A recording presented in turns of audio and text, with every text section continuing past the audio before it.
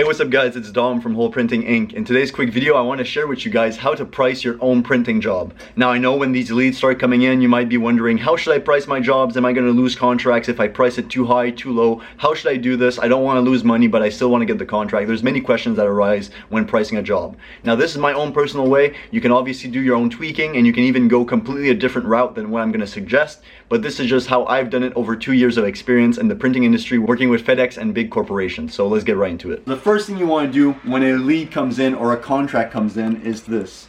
First thing you do is you take a look at the client's vision and budget. So what I like to do personally is, let's say FedEx goes and says, okay, we want 1,000 t-shirts. The first thing I'm questioning myself is, what is the quality that they want?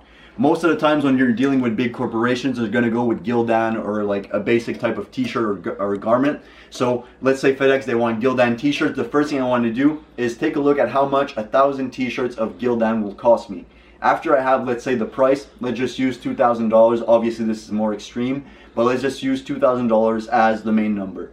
So now we have the cost of the garments, which is $2,000.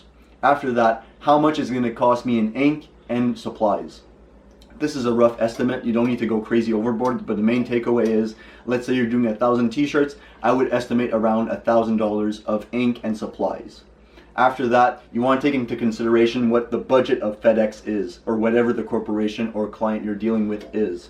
We talk a bit back and forth. We do a first rough estimate. So we take the cost of the $2,000 plus the $1,000, and then we want to double it, because we do have overhead, we have employees, and we have also a profit margin that we would like to make. So by doubling the total amount, in this case $2,000 plus $1,000 of supplies, it gives us $3,000 times 2, $6,000, the rough estimate.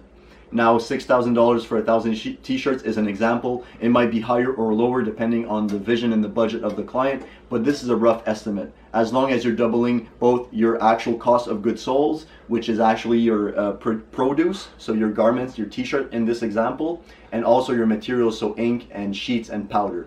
From there, the profit margin, which is $3,000, is going to go into your labor costs, so employees, if you have some, your own time, and after that, any other things that can be cost effective, like a new print head or whatever trials and tribulations you might face in that particular order.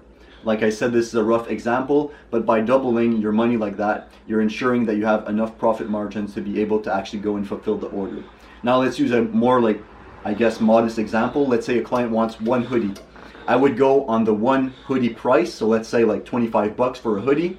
I would then triple it because it's a single order. So by tripling it, you're not only paying for your materials, you're also paying for your time, and you're increasing the profit margin per item.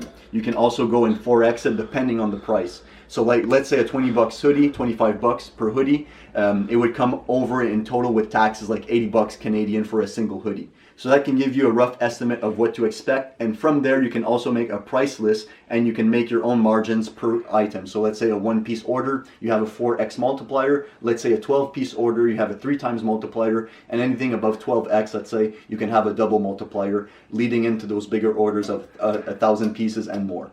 So I hope you found this video somewhat helpful. It's a really rough way of doing your pricing. Now you guys have a quick idea of how to do it and how to actually price your own jobs. I hope you found this video somewhat helpful. If you did, make sure to leave a like, comment down below, and subscribe if you're new. This was Dom from Hole Printing Inc. Make a print you'll never forget.